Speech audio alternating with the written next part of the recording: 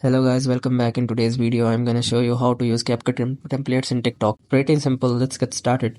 So you guys must have to download the CapCut application first. After that you guys will be able to see the CapCut templates in TikTok. So after installing the CapCut application, you guys have to simply open up TikTok application.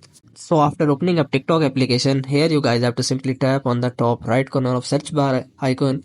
So after tapping on search icon, here you guys have to simply search for CapCut templates. So after searching for CapCut templates, it will provide you a list of all templates. You guys have to simply select any of the video in which you want to use the template. Just assume that I'm selecting this one. So after selecting any of the video which contain template, you guys have to simply select the option which is CapCut try this template, which is over the video.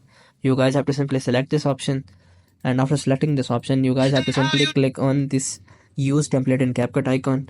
So after tapping on it, it will redirect you to CapCut application. Now you guys have to simply select the use template icon. After tapping on this option, it will provide you your phone gallery. So you guys have to simply select the media according to template. Here in this template it requires only one clip, so you guys have to simply select any of the clip you want to use in your video. So after selecting any of the clip on your video, you guys have to simply click on the next, which is below right corner, and after tapping on it, it will take some time and your template will be ready. So here you guys can see it is providing us the preview window, so you guys can see and adjust your templates in CapCut here. And after successfully completely seeing the video, you guys have to simply tap on the top right corner of export setting.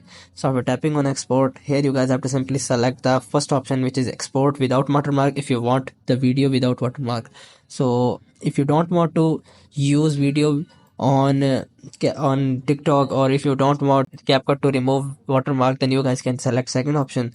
So I'm selecting first option because I want video without CapCut logo. So after tapping on it, it will take some time and your video will be ready. So I hope this method find you well. To like, share, subscribe. Thank you so much. Bye bye.